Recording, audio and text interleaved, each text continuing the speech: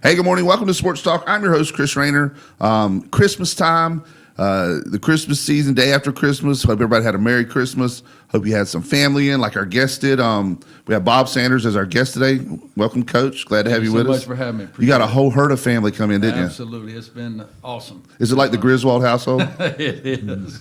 It is. Thank goodness I have a tankless hot water heater. But no Rottweilers, running through the kitchen or anything? Oh, good. Crazy. No squirrels in the house, in the tree? Haven't had to chop down the outside tree to replace the inside tree? Not yet. It's early. It's early. We got a week till New Year, so who knows what could happen. We have Robert Farley with us today. Hey, good morning. As our co-host. You've been elevated to co-host, almost host status. Really, there's no doubt that I could just kind of sit over here and take a nap, and you could just run the show. No, I come for the food. I've told you that multiple times.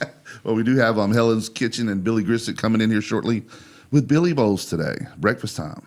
So it's good stuff. We do want to thank our sponsors before we get rolling here on Sports Talk. National Dodge Chrysler Jeep Ram, Harry Brown, Ryan, Robbie Yates, Chris Hines, and Quentin. Hope all you guys had a Merry Christmas over there. Hope all our sponsors had a very Merry Christmas. Fountain Management, Lisa Thornton and Sandra Fountain. Southern Touch Painting, Roger Carroll. Golden Corral, Mr. Billy Sewell, of course. All About Floors, Ron Prince. Down East Heating and Air Conditioning, that's our buddy Jason Humphrey. Jason went to the game this weekend, the Panthers game, saw him there. Jason's a good guy. He does a lot for sports. We had him on last week as a guest finally. We've been trying to get him on. He's going to sponsor the Ospreys this year, be the title sponsor for the Jacksonville Ospreys. So thank you to Jason for all you do. Losses of John Drew Warlick, Express Printing, Myron Cross, Onslow County Motor Company, Ben Beasley and his crew, CNS Paint, Ron Choate and Victor Case, Bartley Insurance Services, Bill Mercer. Had a conversation with Bill last night. It's Hall of Fame time. Do you get a vote in the Sports Commission Hall of Fame? I do not. I'm going to see if I can get that fixed next year because you know a lot about the local sports and the history of it. And I know you get a vote, Coach, and I talked to you last night too. We're trying to really get some votes going for Ricky Morton because, that plays in the PGA tournament, a couple of times, the U.S. Open as, on the regular tour. And then the senior tour, I think he did it 3 or 4 times in each one of them. So definitely deserving. Probably the best golfer ever in Onslow County. In Onslow County, yeah. Definitely best from Onslow County for sure. Let's see. Where am I at? Humphrey Heating and Air Conditioning. Thank you to them for sponsoring. Superior Metal Structures and Concrete. They're in Beulahville. Jones Onslow EMC, your Touchstone Energy Cooperative. They keep our lights on for Christmas. That's good. I can see them flipping the nuclear auxiliary like in Christmas Vacation when I turn my lights on in the yard because we have a few lights. Yeah, we live out in the country and we finally get some actual light out there at nighttime because it's so dark. Hampton Hadley Chiropractor, Jones LP Gas in Verona. Every Friday, if you guys have run out of gas over the Christmas holiday, your cylinders for grilling or something, $11. Now I don't know if they're doing it today. They may be off for the holidays, but every Friday, $11. They'll refill your cylinder there at Jones LP Gas in Verona. Lane Associates Family Dentistry, and once again, special thanks to Helen's Kitchen and Billy Grissett. He'll be rolling in here about 10 o'clock with our Billy Bowls. We like to do it late in the show, so they'll still be hot for us. And you can catch our podcast. You can let your family know if they want to rewatch it later. Y'all want to sit around the fire and drink some eggnog and watch the show again, you can let them know. You can relive today's show and years of past Sports Talk episodes. It's the Sports Talk Experience, and it's at WSME Radio on YouTube. And you can subscribe to the channel, of course, and stay connected to every episode. We're also on Facebook at Freedom 971 WSME, online, WSME971.com, and our studio line is 910-346-2248. So there's all the business stuff out of the way. Thank you to our sponsors. Once again, hope all our sponsors had a very Merry Christmas. Coach, Christmas time, bowl time, college football. Let's just jump right in feet first. What's wrong with college football? You're like, where do I start? Yes, it's a lot different than it was. Let's start with NIL. Yeah, the NIL makes it very difficult. There's a lot of discrepancies amongst the different schools. It looks like to me, having been out for so long, it looks like to me that there's some discrepancies in the amount of money that each school has, and trying to get up to the Joneses, so to speak, in each conference with the people that have the most money in all the conferences around. And I think as you've seen, as the playoffs have started, those with the most money are getting the nod, so to speak. You look at some of the teams that have been perennially down. The Vanderbilt, what happened there this year? they have a good NIL that matches a lot of other people. So, when you have the NIL that can match the other people, then you can get that same level of player. And of course, you still have to coach them. They have great coaches. Don't get me wrong. You still have to coach those guys, with those teams that have, but it's a little easier to coach those really, really good players that you can get when you have that NIL money. So it's just a lot different than it used to be. When my last year was 2000. So to come back and have the opportunity to go to App State for a season as a senior defensive assistant really opened my eyes. And I think a lot of the alumni at all the schools need to be educated on what the NIL actually is and what it does and how it works, because that means a lot, how good your team's going to be. Well, your last year was 2000. That was at Florida, right? Right. Big rival was Florida State, and one of the most famous things, or I don't think he really said it, but a lot of people used to say that the reason Bobby Bowden never went to the NFL was the NFL had a salary cap. And, at Florida State, allegedly they didn't. But that was the old alumni. No, that never happened. I know. Come on. That never happens. Alumni back in the day never shot money to different players and stuff. That didn't happen. But the NIL it's just kind of out of control. You got players. What's the highest deal you've heard of a player for 1 year? Is it the kid from Tennessee that went to It might have been. I'm not sure because you don't really know exactly what. And you don't know how it works. That's right. Yeah. Well, you don't know exactly what's true and what's not. You hear a lot of different things, and It's on the internet. It's got to be true. Yeah.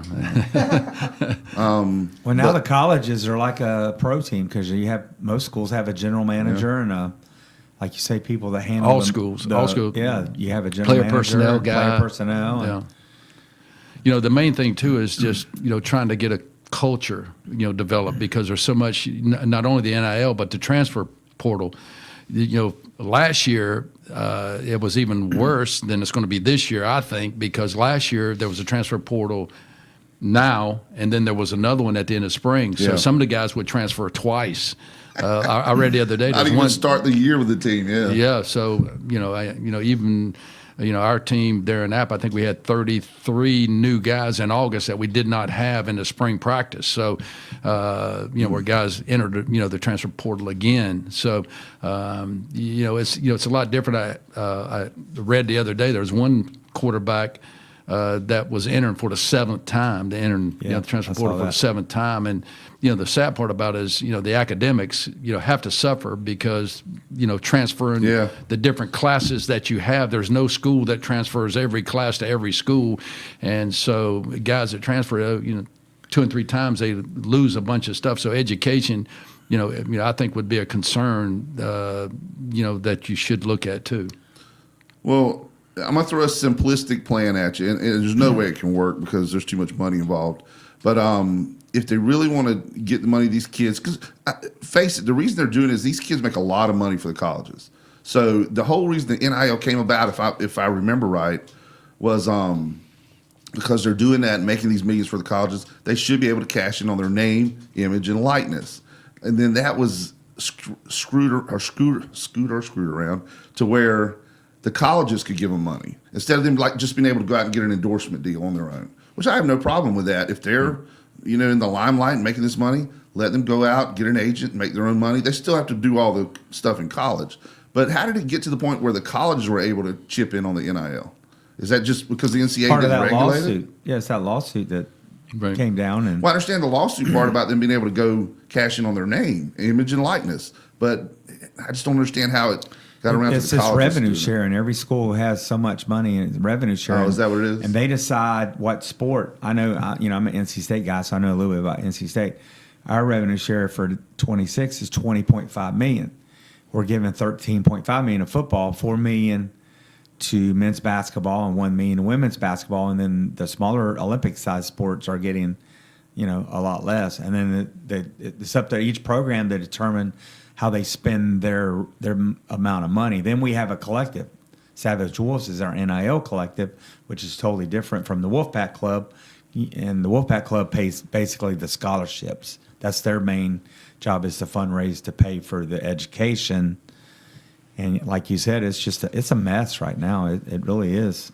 Well, would it be possible to just put where every player on the team makes the same amount of money? say $10,000, $20,000. Some teams did that early on. But then when it came, it got competitive on certain positions. Like you have to have a quarterback. You have to have $3 million quarterback or something. Like you the kid have from to have a Tennessee, quarterback. You have to have some pass rushers. Yeah. You have to have a lockdown corner.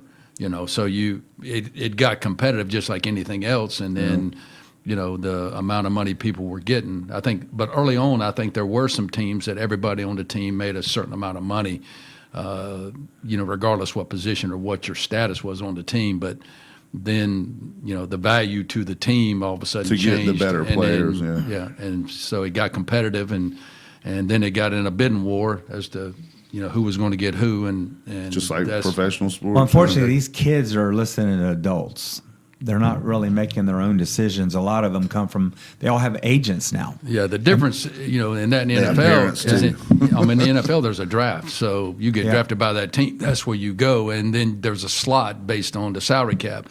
In the NFL, there's a transfer, or in college there's a transfer portal, which makes it a little bit more difficult to, now. Yeah, imagine if the NFL had that at the end of the year, you could just decide you want to go somewhere else. Yeah. Whether you're under contract or not. Well, that's where free agency started, and it's not quite as bad because, you are under contract for a certain number of years, but free agency kind of made it that way. So a Junior Seau ends up in Miami with us, or Zach Thomas ends up in Dallas.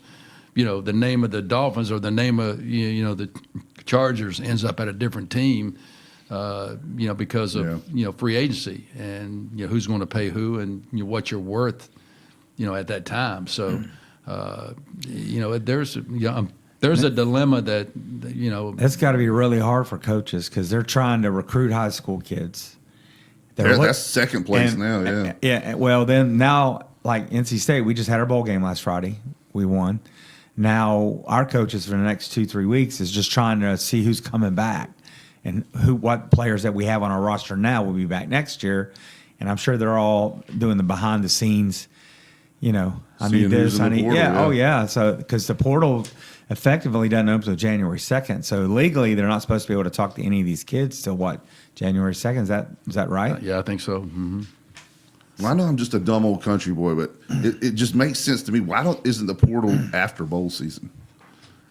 Well, there's really no good time because when you have the portal, if a guy transfers, the different schools have different times that classes start. Academic calendar. So the academic calendars play a role. So what it seemed to me, I'm not sure, but it seemed to me what they tried to do was to determine what is the best case scenario to get, to be able for guys to get into school at at the time that they need to get in. Well, that's refreshing to look at academics first for a change on something instead of the money aspect of it. Well, they try to get those kids in there for the second semester for spring practice. Spring ball, yeah.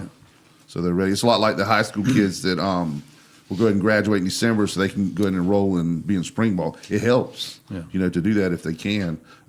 Basically, the way it's broke down now, like you said, the first step is to evaluate what you got coming back. Step 2 is actually ahead of the high school, in my opinion, ahead of the high school kids being recruited, is the portal recruitment. You go in the portal and see what's available there because you've already got college kids. It helped NC State. And then the last this year level because our bowl game is on the schools. 19th of December, so that gives us a couple weeks to figure out who's going to be back. Then that way we can start looking at what we need to fill our gaps when the transfer portal in January. Your bowl game's next Monday, right? Monday, 29th. So you got 3-4 days after the weekend. For I'm sure you've already had some opt-outs. There's been going on before. Oh yeah, no doubt. So, but I spoke with some lower level college coaches, and they were saying that they were getting a much better high school player than they had normally done, just because the portal was such that the bigger schools were going to the portal and the high school kids were being left behind a little bit, so they were getting a better grade of high school kid at those lower levels, and that's why when the portal hits, those kids are moving up after a year or two of development. Yeah, it's a mess now. And first of all, let me reintroduce our guest today. We have Coach Bob Sanders. Thank you for being with us, Coach. Thanks for App having me. State defensive consultant now, right? A senior defensive Senior assistant. defensive assistant. Okay. Real senior. Don't butcher his title. No, he's the guy that he runs the show. He's the godfather of the defense. Been I can coaching- see him sitting there. They come to him and kiss the ring finger and say, "Coach, what do we need Been to do?" coaching- No, I how was many in the years- back room, just kind of. How many years is this? Did you say 45. 45 years? Yeah. Wow, Your 45th year coaching. Yep. it's amazing. That's awesome. Very blessed. Robert Very Farley blessed. with us today, sports guru extraordinaire, possibly the best referee to ever I referee just read a basketball. lot. in I the just state read of a lot. North I just read a lot. Carolina. Well, you like me. You love the game. You love Yeah, going to I do. games and keeping up with it.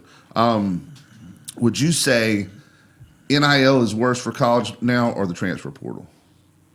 Obviously, both together are the perfect storm. But which one, if you could make one fixed and not being a problem anymore, which one would you take out first? Which one do you think is the biggest headache? I'm not sure, to be honest with you. I would hate to say because, I think and it's you the can transfer understand portal. both because if coaches can move, then the players ought to be able to move. Yeah. And if the school's making money, then NIL, off of NIL, then the players ought to have some. So, it wasn't thought out initially. And No, they just jumped in before they had jumped rules in, place, and then yeah. it got kind of out of hand both ways. Now I think they're trying to reel it in with making one transfer portal for next year as opposed to having one in the winter and then one in the spring, which caused problems. There were guys that were in the transfer portal in the winter that went through spring and didn't like their situation the way it ended up and got back in the portal in the spring. So you never knew who your team was until fall started. Camp and fall started. Well, I So- always thought you could, if your coach left, I mean, be real. Most of these kids go to that school because of their coach, unless they had a family or that Used went to to. that They school. used to. Or money. Used to, yeah. Yeah. Used to. Yeah. If the coach left, and you can't blame the coach for leaving, they should be able to transfer without any penalty. Now, I mean, we shouldn't let guys, like you said, there's a quarterback out there, he's transferred 7 times. Yeah. Yeah. How many Well, years he's is he in it for playing? the 7th time. Yeah. And then you had the COVID year in there, which I think is kind of just about out of cycle now. But you had some players playing for 6 or 7 years because Well, of the extra problem year for the and teams is red the shirts. culture that you can getting the culture right, because it's not like a guy would come in and know he was going to be there for 4 years, whether it be NC State or North Carolina or App Yeah. State or wherever. It was his school and he fought for his school and that kind of thing. Now that's different now. So building that culture for head coaches. I know Coach Loggins, App did a great job with how it ended up happening. And I was just an innocent bystander that had no clue what it looked like, because it's not like the old days where you went there for 4 years and that was your school and you Yeah. were fighting for your school and this and that and the other. Lifetime I'm not alumni saying, and all that. Yeah, I'm not saying it doesn't happen, but it's Very with rare the transfer portal, Yeah, it's getting getting the rare. culture right. For people that are winning, is a special leadership quality that these head coaches have now. Those teams that have money but are still winning big, you still have to have that. Somehow get those guys playing together, and so they've done a great job. A lot of those head coaches done a great job. So, and it's not necessarily that you're not doing a great job. It's a little bit more difficult than it used to be. Well, obviously, money doesn't fix everything, because Carolina's a perfect example. They threw all that money Oh, there with they go. Belichick, and they won 4 football games and tripled their budget. Mac Brown was a damn good coach. Yeah.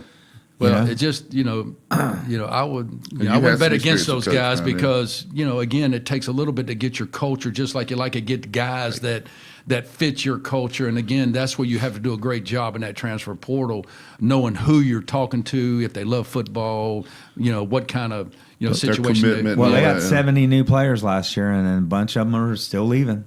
Yeah. Well, we're going to talk more about that. We need to take a quick break. We're going to come back, and I'm going to impromptu have a Panthers report when we come back because it was a good week. We'll be right back on Sports Talk.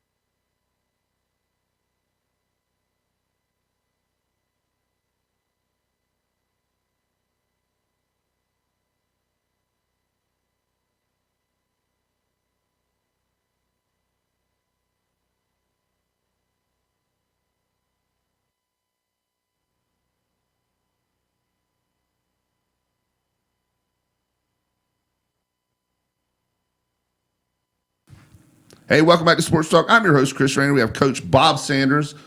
Bob, do not call me Robert Sanders. And Coach Robert, do not call me Bob Farley. I'm not a coach. Well, referee, you're like a coach.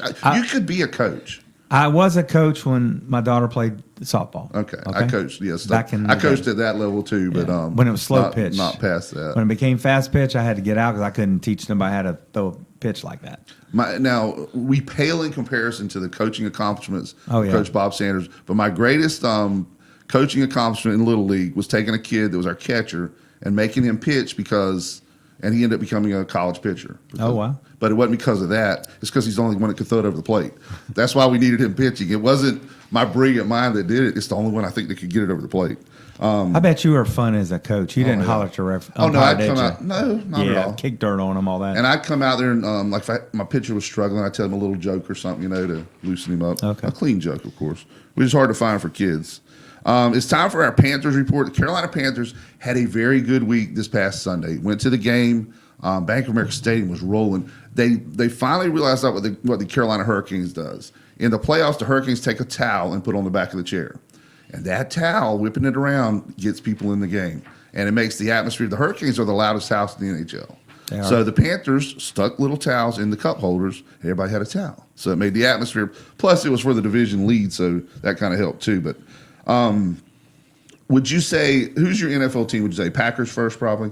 I would think obviously, so. because your time is spent there. Yeah, absolutely. What were the other NFL teams? Just remind everybody the ones you were with. Obviously, Buffalo. I started out in Miami, and then I went to Green Bay, then to Buffalo, then to Oakland, and then to Arizona, and then to Tampa Bay.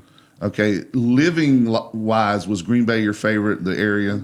Probably from a family standpoint. Right. I'm more of a country kid, so not a big city. The other ones were fairly close to big cities. But your kids stayed in different cities. They didn't all. Some of them didn't follow you. Some of them stayed in Wisconsin. We have one over here behind us. Introduce your daughter, by the way. That's my daughter, Lindsay. She's my favorite oldest. Favorite oldest. That's good PC right there, buddy. And she still lives in Green Bay. She does. Near Green Bay. Near Green Bay. Absolutely. The first year we went to Green Bay up there, I'm getting off my Panthers report. But first, because the atmosphere, I got to admit, in Green Bay is way better than it is in Charlotte. I love my Panthers, but big games, it's great in Charlotte. Every game is like that at Green Bay. Every game is like a college atmosphere that all the mystique of Lambeau Field. The lower bowl is not fancy. It's bench seating. You don't even have a back on it like they used to have at Carolina. You have bench seating, but people are on their feet usually anyway, so it doesn't matter. I always thought it was really cool during training camp. Saw the videos of these kids riding the bicycles with the players. Did you ever get a bicycle ride there? Nah, we'll head on over. I could have. Tell them I want that 28-inch. I don't need that little 20-inch. That was mainly for the players. Like that was pretty cool. But it's just a great atmosphere there. Everything that goes on there, the snow, the fact that the field is heated and it's the hybrid with the plastic and the artificial and the grass. Just so many things about there. What all do they have there now? And she might tell us a little bit more. They have the atrium, which is a good little Hall of Fame. The Hall of Fame, the museum, and now Titletown, right? Since we've stopped going, we haven't been in since COVID. We went 3 years in a row and did all the other stuff. Did the tour. The tour is amazing to go up and where the big G is and go all around the stadium and everything. And the guy that runs it, or our tour guide, you can tell he's done it like 7 million times because he has all the best lines for everything that happens. Even like talking about the team coming in next week. Hey, what's going to happen, or what's going to happen to the Patriots next week? And the elevator say, going down. He does it. It's just all perfectly done. But like I said, I love my Panthers, but it's just done different up there. It is. It really is. A lot of the people I went the fall before this last one, Aaron Campman, a guy I coached. Yeah, with the Hall of Fame thing. I was in the Hall of Fame, so he invited me to come up, and it was amazing the number of people that are still there in the administration and, just all the office people. And they've been there for 25, 30 years, and that's what makes that place unique. Yeah. They do as good a job with the families and everything like that. So it was really neat to come back and to see all the new buildings and all the new things they have going on, which is a lot different than when we were there. But it's really a unique place. It really is. Well, looking at it, it's probably the smallest market wouldn't you say? Absolutely. Town-wise, size-wise and stuff. But it's just a football town. Football weekends, the population, they got that sign on the street there, the population, but it goes up a lot during football. Absolutely. Football Hard to get games. a ticket. Well, I didn't know it was the second biggest stadium in the It NFL. is. We just saw that on Facebook, and I'll post that on the in the comments, on the YouTube thing. There's number one is actually MetLife Stadium, which the Giants and the other team up Jets. there, the Jets. Yeah, the Jets, they share. And it's so weird because the stadium is in Jersey, and they're both New York teams. I just never knew how the fans would like that, but I guess the fact they can get out there and have a little more room is what does it, which is weird now because you heard about the Bears are looking at it, haven't you? The Bears are looking at moving to Gary, Indiana. Oh, really? Wow. How did they accomplish that being from Illinois? A lot of people say it's just a ploy to get Chicago to Illinois to pony up the dough for the new stadium. But that just wouldn't even seem right, would it? And granted, it's right there. It's hard to tell a difference between Gary and Chicago, like looking at it. It's not like between here and Wilmington where you have a lot of woods and all of a sudden there's the next town. It's all one big, Well, it looks like Kansas City Chiefs are moving too. Would they move out of Missouri Yeah, they're going to Kansas. to Kansas? Which really They're moving states. There is a part of Kansas City in Kansas. Split, right? Sort of, yeah. It's right on the line. But And they're building an indoor stadium, which is so they can host like that's Super Bowls That's sacrilegious, right? and NCAA Final Fours. That's why they're doing that. I have a question. There's never. Why don't they have a Super Bowl at Lambeau? I know it's cold weather. It's too cold. And I guess there's not enough infrastructure to support it. But that would just be. Didn't they have a cold weather Super Bowl one time? Yeah, New York. Yeah. The Yeah. new MetLife Stadium was one. I That's think the that's one the I only one. remember. But it wasn't actually that cold that weekend. They got a decent weekend.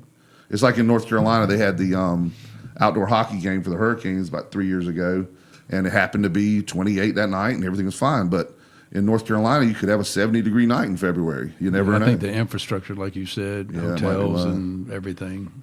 But who knows? It may happen soon. And when they get to what is the NFL on now, like the 60th anniversary or something, something like the 75th year or something, have it at Lambeau. Because, it's obviously the most iconic stadium. No matter who you like, if you don't admit that Lambeau is the most iconic stadium in the NFL, you're just And you off- spent time off in the rocker. Buffalo. I bet it was cold there. And were you Yeah. on this field or were you in the? I was on the field. Okay, yeah. How do you stay focused when it's 20 below? I don't know how you can dress that warm. And also playing in Chicago is with that windy city. Yeah. We played there in some 30 and 40 mile an hour winds. You don't quite have the depth of the snow they had in Buffalo. Like every now and then you can have one of those lake effect snows. It's a little that colder just in Green Bay. Somebody asked me that lays it one time. I down. said, well, the difference between 17 and 14 is not that big a difference, but there's more snow in Buffalo Yeah. because of the lake effect. Because Green Bay's Yeah. on the That's the why it's so western side of the thicker lake. snow. And I too, yeah. think they opened their new stadium next year, but they didn't Buffalo. dome it. They didn't make a dome one. But they did make more of a cover for the stands, I think, to help with the snow removal and all that when they have the snow games. I know in Buffalo and Green Bay, I think what they do when they have the big storms before the game, they hire fans to come in, and you can come in and get paid to help remove snow. And you feel like part of the team, It's pretty Absolutely. cool. Lindsay, you didn't want to follow your dad to North Carolina, so warmer. Never came back. Well, speaking of the Buffalo Bills, we're back to our Panthers report. I'll get sidetracked. I'll go down a rabbit hole in a heartbeat. The Panthers beat the Jets 13-6. Not the most impressive win, but actually the Panthers were just coming off a 3-game win streak. They had beaten Miami, came back to win that game. They were down like 17-0 that game. Beat Dallas, which was a big win from the time because that was when Dallas was in there. We're going to play in the Super Bowl mode. You know how Dallas fans are. It's that vicious cycle all the way around. And then beat the Jets, 3-game winning streak. The Panthers were at 4-3, everything looking great. And the Buffalo Bills come to town on a Sunday, that first game I got to go to this year, and lost 40-9. So I started to question whether or not I was the bad luck charm or not. Then they go to Lambeau Field and win 16-13, just a slobber knocker game, but they did the things they needed to kick the game-winning field goal. Remember, it's so funny because Bryce Young's stats are if you look at him. As young as he is, he's had 12 game-winning drives. Well, he's only had 14 wins. You know what I'm saying? So that's telling me there's only 2 games where they won like you're supposed to instead of having to win at the end. So he's coming around, but it's a little odd, isn't it? Nothing easy. No. It's feast or famine. So after that was feast. We go to famine. The second game I got to go to this year, New Orleans at home, coming off a win at Green Bay. It's going to be a great game. lost 17-7 to the worst team possibly in the NFL at the time. They're playing better now, but how do you explain that as a coach? You were the bad luck charm. But wait, I get better on my part of it, on my end of it. Then they go to Atlanta and win 30-27. Bryce Young, we were joking after that game. We said Bryce Young is going to become a free agent next year and have 1 week contracts. Whatever team is playing Atlanta, that's the team he's going to play for because he's like 8-1 against Atlanta or something. They got to hate him down there. Then they have that Monday night stinker, which the Panthers on prime time have struggled lately. I don't know what that is. I don't know if, and it's been different coaches, so there's just something there that when they go on prime time, they're terrible. It's 20-9 loss to San Francisco, which is a very good team, so that's not terrible. So you're back down 6-6, and you're in the Panther mode. Okay, we're going to limp through the year and not make the playoffs. Beat the Rams. I went to that game, so the bad luck charm was erased at that one. Beat the Rams, who's possibly – do you think the Rams are possibly the best team in the NFL this year? They could be. They very well could be. I think – and I still think the Packers are going to play into that. I think Rams, Packers, and now Seahawks are possibly the 3 best teams in the NFL right now. I think if the 49ers get healthy, they can knock it out. Well, did you see the game this past Monday night? Yeah, Monday night game. Oh, McCaffrey – I'm so glad the Panthers got rid of him because we do not need 3 touchdowns and 236 yards of total offense every game. We just don't want that. We want to win at the end with Bryce Young. I'm being sarcastic there, obviously. So then after you beat the Rams, a 20-17 loss at New Orleans. What is it with New Orleans and the Panthers? That was bad. Is it just a matchup thing? Just the way the teams they've come on as of recent. They have, but you shouldn't have lost both games to them. Yeah. So then everybody's back in the 7-7 mode. The Bucs are coming to town. They're going to clean our clock again. Baker Mayfield's going to come in and be the knight in shining armor, the cast-off that comes back. He was 5-0, I think, against the Panthers. Because that's what everybody was thinking. And then beat Tampa Bay this past Sunday. Now you got Seattle coming in, who obviously they beat the Rams this past weekend, and now people are saying Seattle might be the best team in the league. They've got a lot going on for them. I'm still not sure Darnold is that next level quarterback. What do you think? Well, he looks really good. You have some to games play. and some he don't. Heck, if he plays and he plays that level, then he is. If he doesn't, then he's not. He's hot and cold. Yeah. Well, it's 2 games against He the has a good Rams. chance. I think it was something like he had a great game. The second game against Rams, but the first game he had like 4 interceptions, and the Rams cleaned their clock. So, if you go by that pattern, let's see: Buffalo lost, Green Bay win, New Orleans lost, Atlanta win, San Francisco lost, Rams win, New Orleans lost, Tampa Bay win. This week should be Seattle lost, Tampa Bay win, division champs. That's the way I'm looking at it. But I still hope they beat Seattle. Because if they beat Seattle and Miami can beat the Buccaneers, they would go and be division champs this weekend. We're going to take a quick commercial break. Talking about, we'll talk about that when we come back. We're going to take our last commercial, or second to last commercial break, and come back with our Hurricanes watch. We'll be right back on Sports Talk.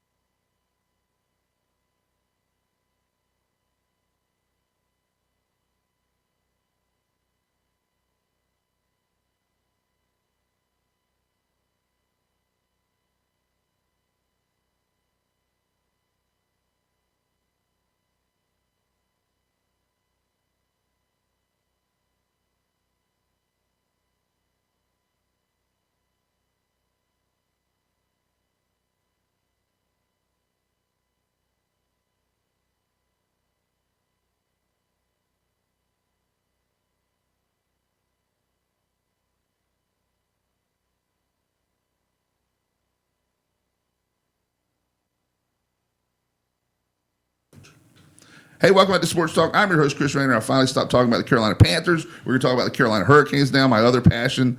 Oh, don't get me started, because it's been a kind of a roller coaster ride with the Hurricanes, too. And the best thing is, this might be the latest in a season in a long time that the Canes and the Panthers are in first place at the same time. I can't remember it. Mostly it's been the Panthers. Hurricanes have been in first place for a lot for the last, what is it? You're a Canes fan. 7-8 years with Brendan Moore made the playoffs. Yep. And Coach, you can attest to this. This is the nature of the beast with sports fans. You don't make the playoffs 10 years in a row. You get a guy like Brendan Moore that comes in. Hey, you make playoffs 2 or 3 years in a row.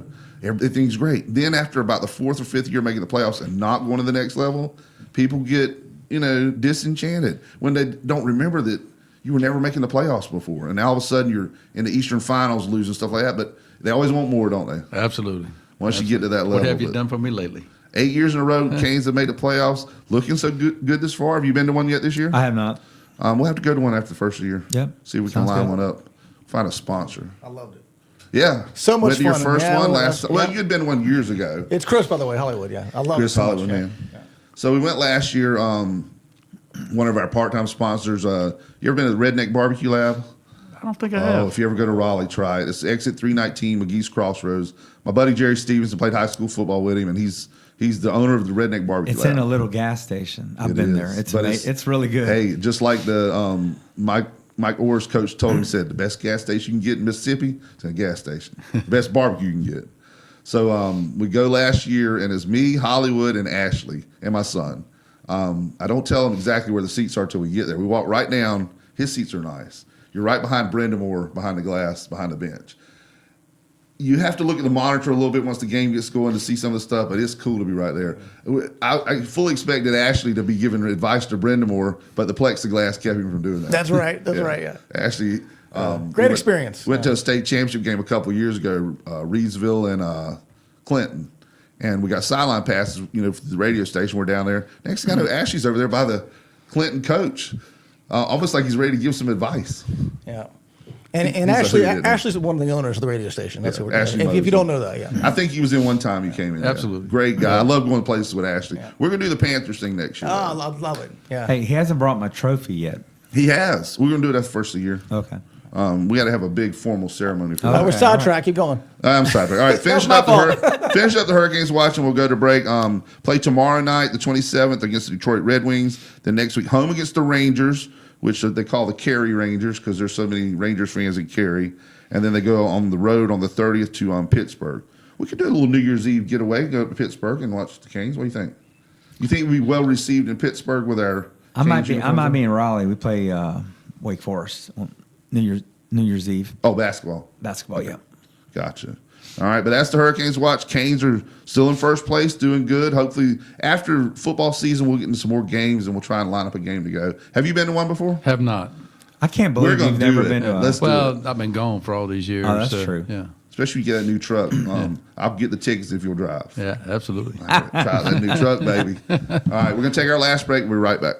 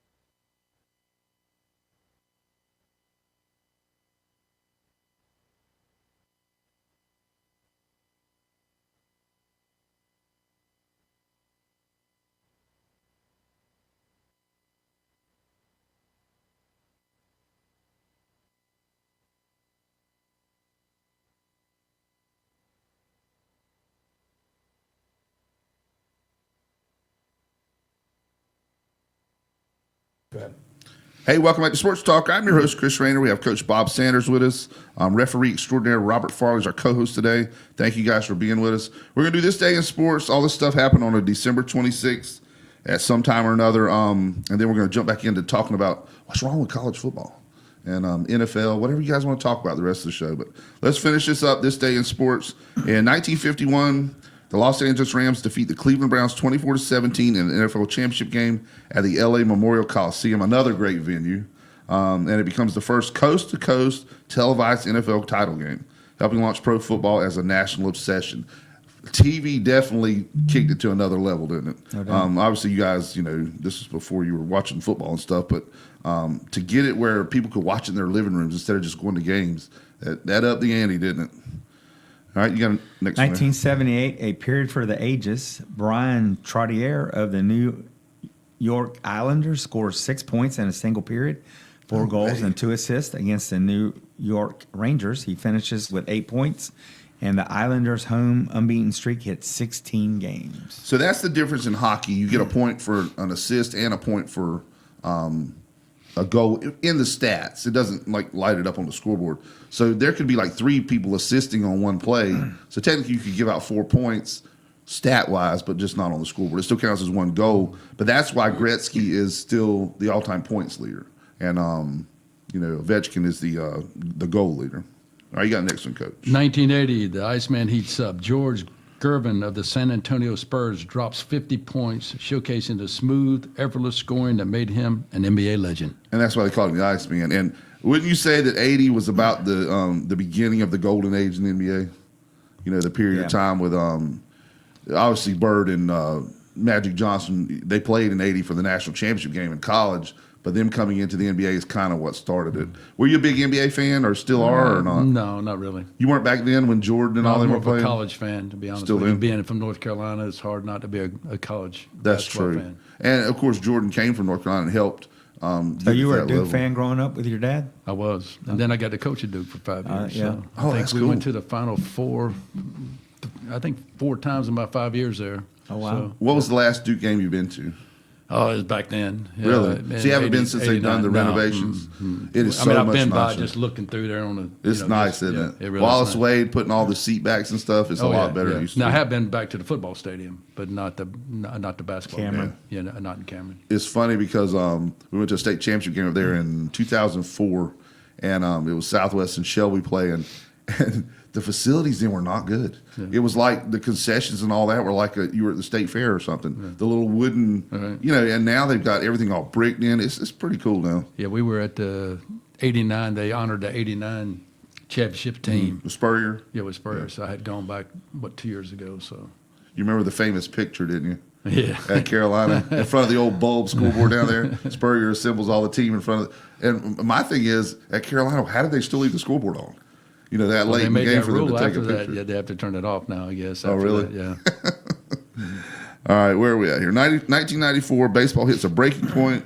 Major League Baseball owners announced plans for a salary cap. That's interesting. Move fiercely opposed by players, setting the stage for the 1994-95 Major League Baseball strike that would rock the sport. One of the first salary caps, and we're going to talk about that more in the college game as we go along. 1997, the fastest to 500. Phil Jackson of the Chicago Bulls becomes the quickest coach in NBA history to reach 500 wins, accomplishing the feat in just 682 games. He's a pretty good coach. Pretty good. Did he coach just at the Bulls? Do you remember? No, he did Lakers. That's what I thought. I thought he went to to the the Lakers. That's right. He Lakers. went to the Lakers afterwards. And Riley, of course, the other one from that era, went to about 3 or 4 teams. I think Phil won 7 or 8 titles. Yeah. 1997, hockey royalty reaches 600. Jerry Curry of the Colorado Avalanche becomes the 8th player in NFL history to score 600 career goals, cementing his Hall of Fame resume. And you said you've never been to a Canes game. Have you ever been to a hockey game at all? Absolutely. I was a Sabres fan when Really? I was in In Buffalo. Buffalo? Yeah. Oh, yeah? I didn't think about that. That's a cool venue up there, too. The guy who was the GM in Miami, who was recently released, Chris Greer, his brother played for the Sabres? Sabres. Yeah. So Wow. and I had known Chris was a really good friend of mine. So when I you was in like Miami. hockey. So I think we can I get do. you- I I think do. we can I make really you a Canes enjoyed it. fan pretty easy. The Yeah. beauty of the Canes versus the Panthers, I love the Panthers, first of all, as you heard by my tirade earlier. But the beauty of the Canes game is it's only 2 hours away. Actually, about an hour and a We half. get Bob to do the siren. He's a celebrity. Yeah, that's right. You I'll can work do on that. You still crank that up. Yeah. Don't mess up your golf swing or nothing. But You cannot mess that up. Former defense coordinator, Green Bay Packers, up there doing it. Yeah.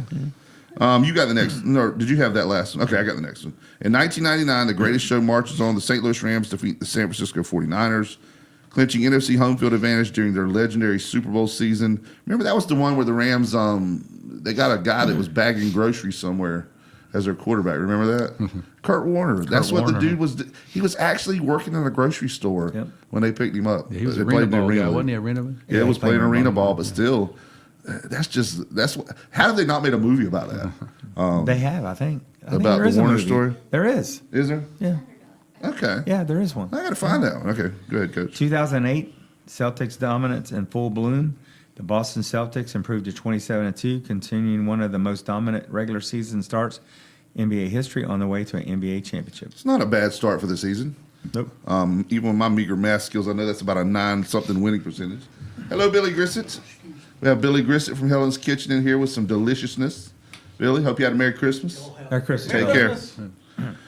In 2016, Russell Westbrook post yet another triple-double for the Oklahoma City Thunder during his unforgettable MVP caliber season. So you dodged the Ovechkin one anyway, so you don't have to do it. In 2022, Alexander Ovechkin claims hockey immortality. He scored twice for the Washington Capitals, passing Gordie Howe for second on the NHL's all-time goal list in a win over the Winnipeg Jets. Obviously, now he's first place in NHL goal history, but still second behind Gretzky in the overall points thing. Would you still say Gretzky's greatest ever? Oh, no doubt. Yeah. I mean, Ovechkin's a great goal scorer, but Gretzky just made everybody better around him. And you don't call him the great one if he's not the great one, you know?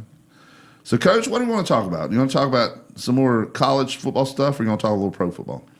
I'm easy. Easy? Like Sunday morning. What else with the college game? First of all, talk a little bit about you getting back with App this year and getting the season going. And it's great being back on the mountain, isn't it? Yeah, it was. It was great, getting ready to run out of the tunnel one more time with the guys. I had known Coach Loggins there for about 10 years because he and I and our families had been at the Fellowship of Christian Athletes Conference up at Black Mountain, so I'd known him. And I just went up there really just to visit. My best friend of 50 years, Clyde Christensen, who had been at Carolina with Mac, was kind of, a volunteer kind of guy. And then my other best friend who had been at Wake Forest, Kevin Higgins, was there kind of in an advisory role. And it ended up, I went up there to visit for 3 or 4 days and ended up staying for about 6 or 7 days of spring practice and the spring game. And they talked me into coming back for the fall, which was a real blessing. The Lord opened the door for me as an old man to have. You still had the opportunity. itch, didn't you? Yeah, I did a little bit. Had you And ever coached at Apps before? I had not. I had not. But you And, coached with some of the coaches that were there. yeah, absolutely.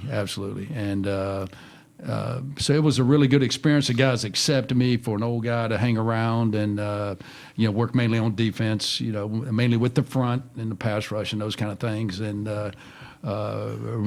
just really, really good guys. And it was a great experience. And like I say, the Lord moved in a lot of neat ways. And we were able to do a lot of things, not only athletically, but spiritually. Mainly was a fundamental helping the young coaches and the young players, suggestions and drills and then kind of an overview of what was going on with the game plan. They let me kind of pitch in on that. I was kind of short You're the yardage and 2-minute Godfather, guy. man. I don't know about that, but just blessed to have an opportunity for us. Some guys, I used to mess with them. I said, if you guys document this time, if you ever get in trouble, you can use this as community service. Helping an old dude. If you document this time. So, but just having the opportunity was just a real blessing for me and my family. How many years had you been out before you went back? About a year and a half. Okay, Yeah, that's not so it wasn't too bad. 2 years, and so. But to get back and to get going again, and I got to work the summer camps with some high school kids. That was really a lot of fun, and but just to get back and to have some an opportunity to hopefully help out in some small way, was a lot lot of fun. That's a special place too, isn't it? It is. It is. Boone is just a great beautiful area to tradition, start with. great people, great fans. Can't say enough about Coach Moore. Got to know him real well. the guys at Samaritan's Purse were great to me, and got to know a lot of those guys, and just a fun time, but a great tradition. I think Dow will get that thing. It takes a minute nowadays, and so I think if everybody just stays patient, he'll get that thing going really like it should be. But great people, from the AD on down, trying to do it the right way and get the thing. You're right in this new landscape of college football. It's just different. But there's a great tradition. A lot of guys would come back. A lot of those teams were honored. Those national championship teams, got to know a lot of those guys. Some of the guys played for us in the NFL that came back. Jason Hunter, some of those guys, and so it's fun to see those guys, again. But it was a really unique experience for me. And they're upgrading their facilities too. They are.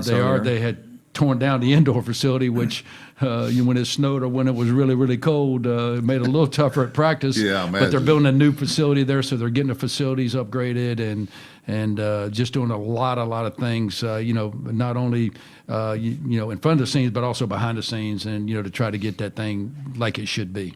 Are they doing anything different at Kid Brewer Stadium? Any changes there? There's some plans, there's some plans. It's pretty good like it is. Yeah, it is. But there's some plans to, to add a bowl or whatever. I know, that hill. Those students love that hill, especially when it rains. They do, but that's part of the revenue right there, buddy. To have them seats covered. So I'm not sure what exactly all those plans are. Maybe something on the visitor side. I'm not exactly sure, but I know there's. I heard some of the alumni.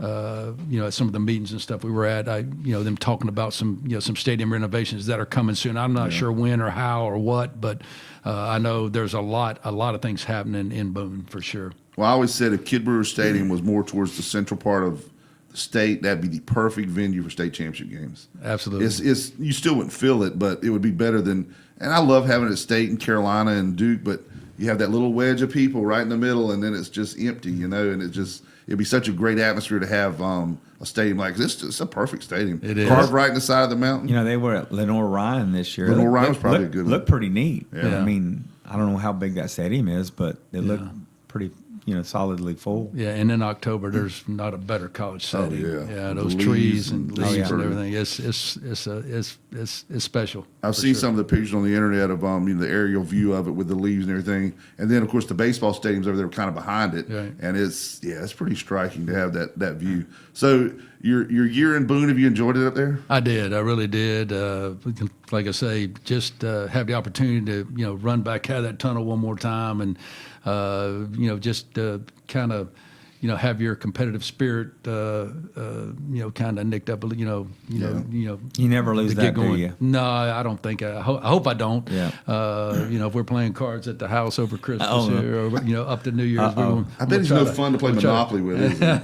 Very ruthless. Call me if you need a referee. I still have a whistle. So, did you just get a place up there, like a little cabin or something? Or? Yeah, actually, the gentleman. I'm picturing a cabin that looks like somewhere Yosef would live. You can tell a Panthers fan. Sorry. Absolutely. The gentleman that's the medical director for Samaritan's Purse has a nice place right off the Parkway, and he has a cabin on his land, and he allowed me to live in his cabin, on his land. So I'd come home at night, 8 or 10 deer in the yard, and got up one morning.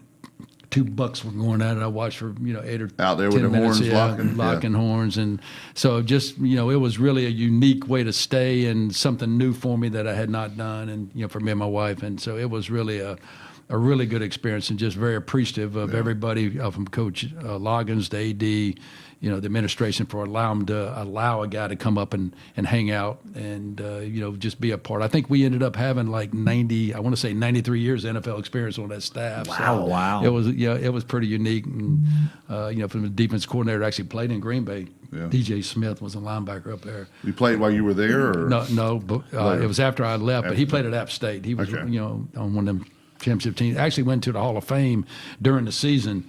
There at App. So. But it was really, really good. Like I say, stayed in the cabin right off the Parkway up there, and So it was a beautiful drive in every morning and home at night. Of course, at night it was dark. Got a new, a new appreciation for light in a dark world for sure. So, Have you had any snow you've had to navigate? You had a couple of dustings up there, but nothing bad. One night had so 3 far. inches one night. Yeah. And we had practice. It was a little bit dicey. Of course, you guys got bowl game Monday against. That's so weird to have another Sun Belt team. Georgia State's Sun Belt, right? Georgia Southern. Georgia Georgia Southern. I'm sorry. Yep. But they are Sun Belt, right? Yeah. So Same game. it's so weird to have two teams from the same conference in a bowl game.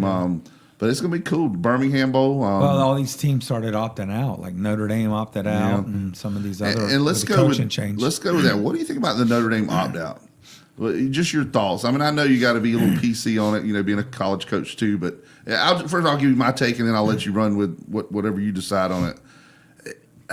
Notre Dame's resume was not overly impressive, just to me. Looking at the RPIs, the teams they played, is there some dissension against Notre Dame from other teams for not being in a conference and for being able to kind of pick the fact that they'll have 7 home games every year and more than that. Yeah, 7 or 8 home games and only play a handful on the road and they get to pick who they play. Do you think that other college coaches resent that? I don't. Teams? I don't like to speak for other people, but for me, I've never been a big Notre Dame fan because of some of those things. Just for me, Yeah. But I'm a competitive guy, and I think that sends a bad message to me. Agree. I would rather teams play and play the best you can play against in a big bowl game. They could have probably had their choice of wherever they wanted to go play and who they wanted to play. They could have probably done both of those. Yeah. But They just got, of course, mad because they didn't make the playoff. Well, they were supposed to play BYU in the Pop-Tart Bowl. That was They were that's called where they were slotted. Another Holy War, yeah. You Yeah. got the Catholics and now the they're playing Mormons. they're playing next year. They just dropped USC. Notre Dame did. They dropped them? Yeah, they're not playing USC now.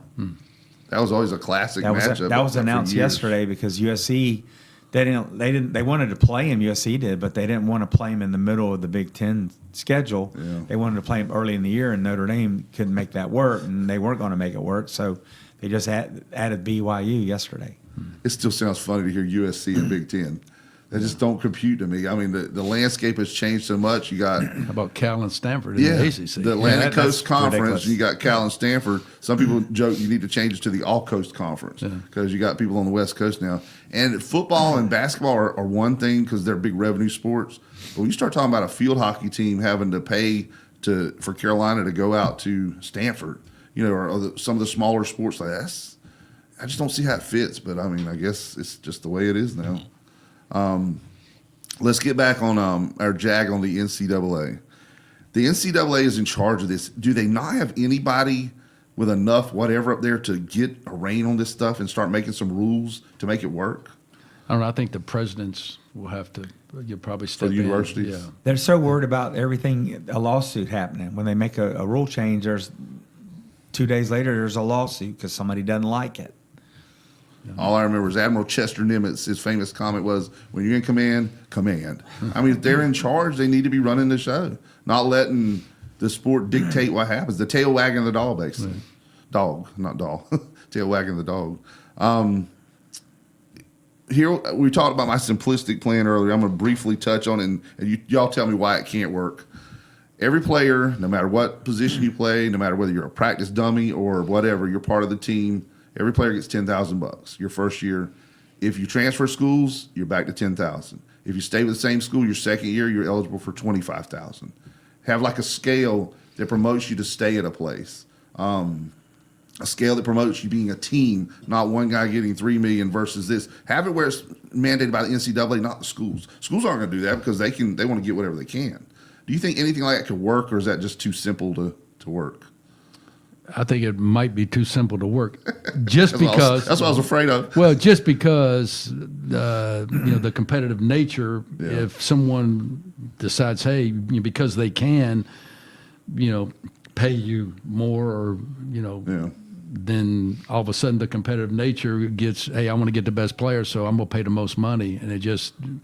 I don't know if a rule like that would come because it's already kind of a different way, So, you're right, because you said they've already, the genie's out of the bottle, Yeah. They've already made it Yeah. the wrong way, so it's hard to make it right. I just don't understand why they can't have a pay scale. Like quarterbacks should make this to this, and that's it. You can't make no more than that. And that could keep a kid at a school longer too. Man. An offensive lineman should make this, and I mean, an offensive lineman shouldn't get paid what a quarterback does. Yeah, you quarterback's still the face of the program. Yeah, you still have to have a legislative body to guarantee Make the it- rules are yeah, followed. yeah. And like an NCAA that.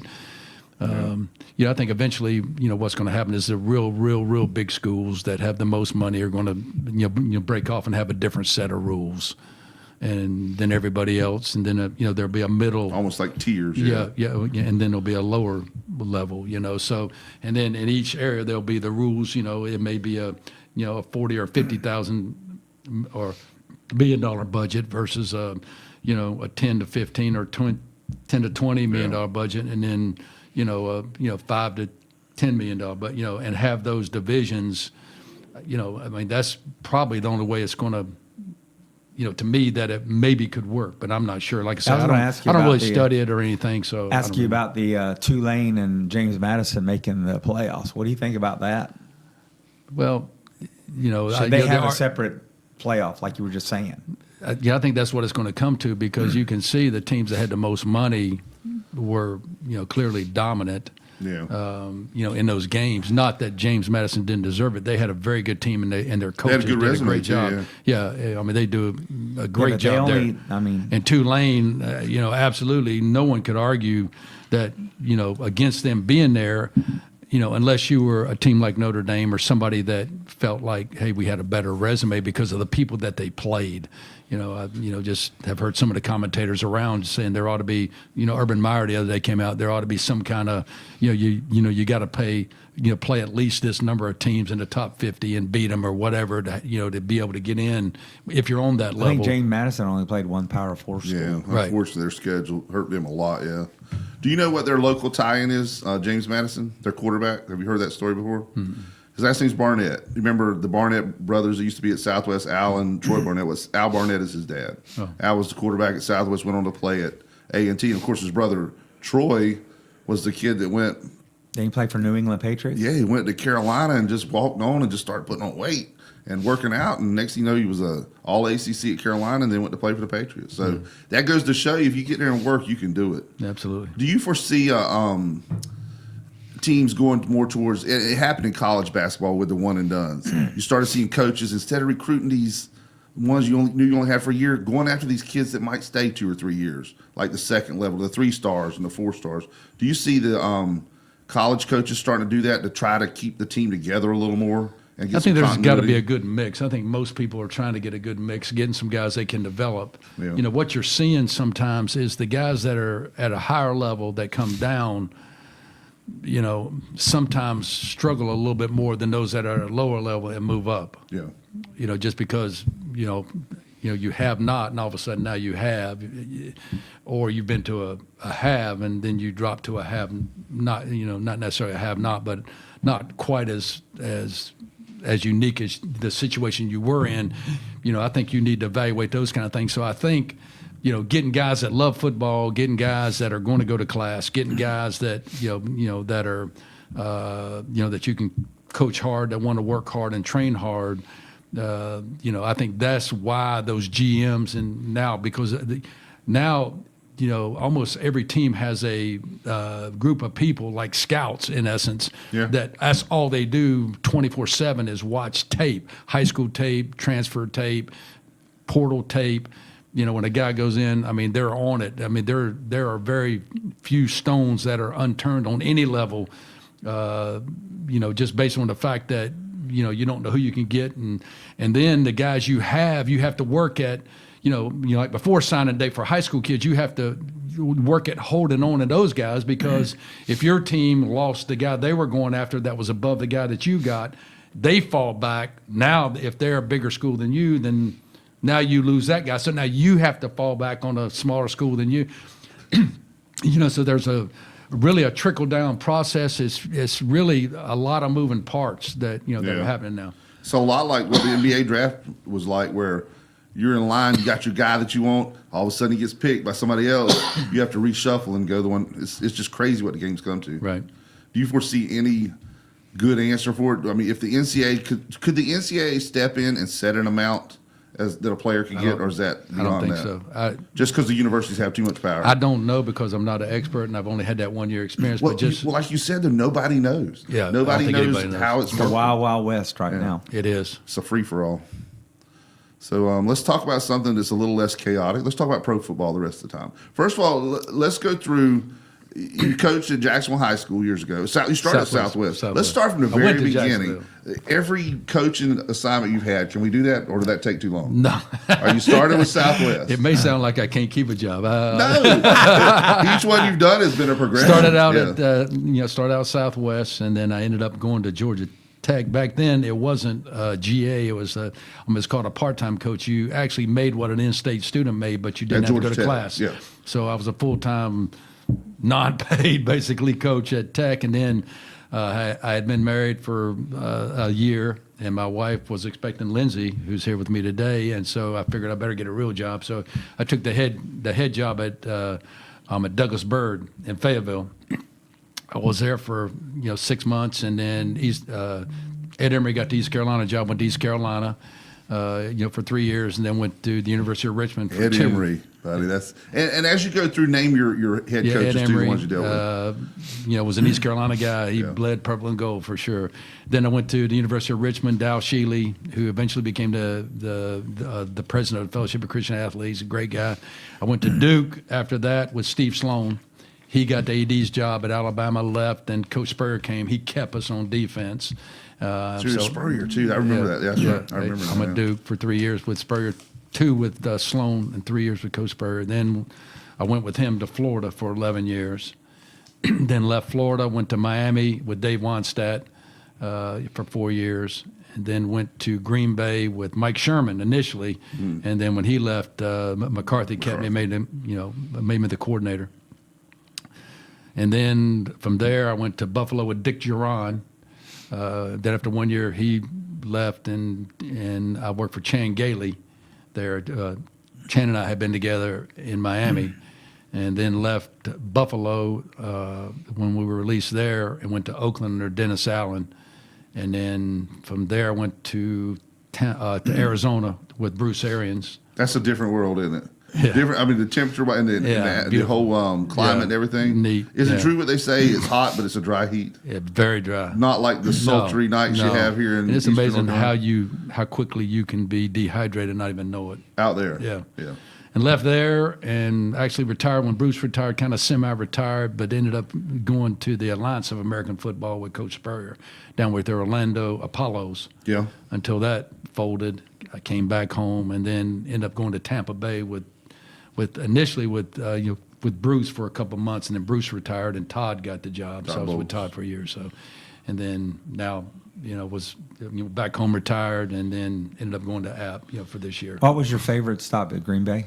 I loved everywhere because from here I had never been around pro football much, or really college football for that much.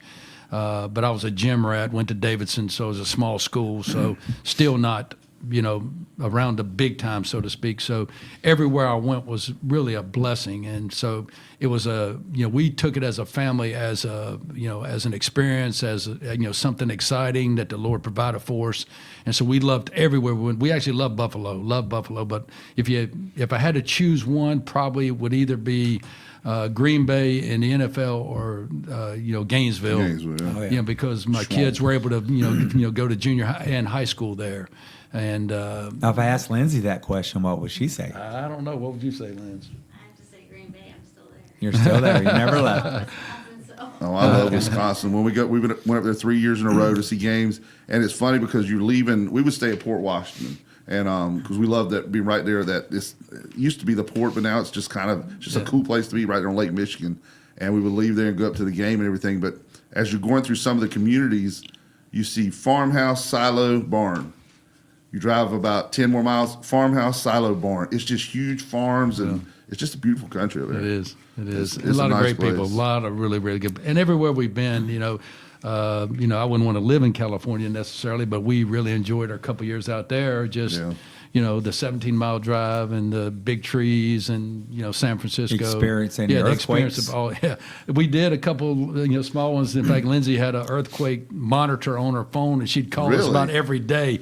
Are y'all having an earthquake? There'd be small ones, tremors that we couldn't feel, but she was on top of it, buddy. Now, so Lindsay, you said was when you were in Gainesville. What was she born in, like 2000 actually or so? born at East. So you're about 25, at 30, Fayetteville. yeah. She was born when we were at Douglasburg. That's Okay, right, yeah. cool deal. That school closed, hadn't it? Douglas, or is it still? No, open? no, it's still there. Reed It's Ross still- closed. That's what closed. In fact, Bob Paroli, who had been at Jacksonville, Oh, ended yeah. up following me to Douglasburg. He was here when I was in elementary school, junior high. Well, as we were going through your progression there, I thought it would take longer than that, but I forgot you were in Florida for about 11 years. Yeah. That was a good chunk. That was probably the longest stint. No, anywhere, no yeah. question. Yeah. You still talk to Steve that's the one with the Spurrier ring, I too. time do. to time? I talked to him about 2 weeks ago. Let's get him on the Ask him if he show. wants to do sports talk. Tell him to come visit and do a little fishing, and we'll get you both guys on sports talk. Not one day. much of a fisherman. He's a golfer. isn't He strikes me Likes as to play being more golf. of a like not patient enough for fishing. Yeah, he's kind of wide open, isn't he? He's a great guy to work The for. national championship at Florida, was that 2000? 96. 96. Yeah. I keep forgetting every time you come on the show to tell you to bring the ring with you. We'd love to show that on camera one time. So maybe next time bring Yeah, your ring with you. I'd absolutely. love to show that. Anything else you want to talk about before we go? What about Robert? Anything? Oh, just Burning next week's questions? the Onslow County Christmas basketball tournament. Yes, at that's Northside true. High School. At Northside this year. Do you know if every county team is playing? Yeah, all including eight. Lejeune too. Oh yeah, Legion's. So there's playing, no fill-in. No, it's all- a couple all of years eight ago they county had. I schools. think Lejeune or somebody didn't play, wasn't it? No, well, when they started to back up, it's all county schools. And do you know if they'll have a hospitality room for media? Oh, you and know things they like that? do. You know they do. I think I know the coach over there fairly Yeah, well. and it's at I've known him Northside. since we were like 5. We grew up together, so I'll get with their coach. So and if see you're what off we're next about. week and you want to watch some good, high school Yeah. basketball, go support our local athletes. That's true. Down at Northside. You want to go to the game one night and kind of catch some of the local flavor? If they got a hospitality room, I'll tell Tim to get crab legs or something in the hospitality Yeah, room. he ain't getting. You think that might be a little Absolutely. much That's for a the little hospitality pricey. room? Yeah, Yeah, we may usually go some with that. subs or pizza or something. So you got a little bit something going on next week, Monday, the bowl game. What day is the basketball tournament? Does I think it it start starts Monday? the 27th. 27th. Maybe no. Nope, 25th. Today's 26th. So it would be next week, probably It's- Monday. I think maybe Monday, Okay, 29th. So 29th, 30th, and I'm not sure. I don't know. But good luck to the teams in it. It's going to be an interesting year this year, and a lot of coaching changes, things going on. Well, Swansboro's trying to win it for the 5th time in a row. Yeah, they lost a lot last You year. ever think Swansboro would be a powerhouse in basketball basketball? I talked to somebody the other day and just was asking about it, and they say they're pretty good again. Yeah. Well, they had a really good group come through that played travel ball Yeah. together, AAU, whatever it was, that stuck together, and that's what you need. Yeah. If you get a team that, the team that stays together, plays together, They lost That was last year in some the East atmosphere. Final. Yeah. I ended up a couple years ago when they were, were really, really good. Yeah. Hitting the game right near the end, and they packed that place out, and it was a good atmosphere. Well, we definitely got to mix in a Hurricanes game after the first year. I kind of do more Hurricane stuff after football's done. I mean, football's still, I love my Hurricanes hockey, but football's still king. It's so nice having the Panthers relevant again. First year since Tepper since Tepper took over, that they're not guaranteed a winning season yet. Could still be 8-9, but one more win out of the last 2, and they got their first winning season under Tepper. Did you know much about Coach or Mr. Richardson or anything? Had you ever met him or I didn't anything know. with I the didn't. team there? I didn't know if you had done any of the stuff there before, but from a fan standpoint, I was a Jerry Richardson fan. I know he had some issues there at the end, some allegations, whatever, but for a guy that worked his butt off like he did, becoming a successful businessman, Hardee's, Carl's Jr., and he was the reason that we have the Carolina Panthers. I don't think if Jerry Richardson had gotten into it, that we would have a Panthers team. Did you ever get to experience the overseas games when you were in the NFL? Absolutely. We played in England twice and Germany once. I bet that was really neat. It was neat. You take Really, the whole especially family or Germany. no? Lindsay, you The didn't get wives to go? went. No? The wives went to Okay. to London, but Germany was probably the best. It was really. I mean, there were probably 60,000 out there tailgating before the game, and then there was probably close to 100,000 there, and singing "Sweet Caroline," and I mean, just all those songs and stuff. It was, and, in fact, Brady, he made a statement that was probably one of the better atmospheres that he'd ever been in, and I could agree with that for sure. One of the best atmospheres ever. I've heard a couple of the reasons for it. Obviously, the games in London, they're soccer people. Yeah. They enjoy it, but there's more of a soccer mentality. In Germany, you have some of the military bases there that have a lot of people that have stayed in the country. So you have a lot of American fans over there. Yeah. So it's kind of a good mix. But North of both. Carolina, NC State are playing outside the United States next year. Yeah. And Carolina's going to playing, Ireland, and we're going Ireland. to Brazil against Virginia. Yeah. First game of the year going to Brazil. Wow. So you'd think a game in Ireland would have to include Notre Dame, but I guess They've played there before. they've opted out again. I don't know. So Carolina and TCU in Ireland. Where was State playing again? We're playing in Brazil. In Brazil. Against Virginia, first game of the year. Wow. Is it going to count as a conference game or It's is a it conference non-conference? game. Okay. First game of the year. Because a lot of times now they're scheduling a team from your conference as a non-conference, but just to make out the schedule. It's gotten so wonky the way they play nowadays.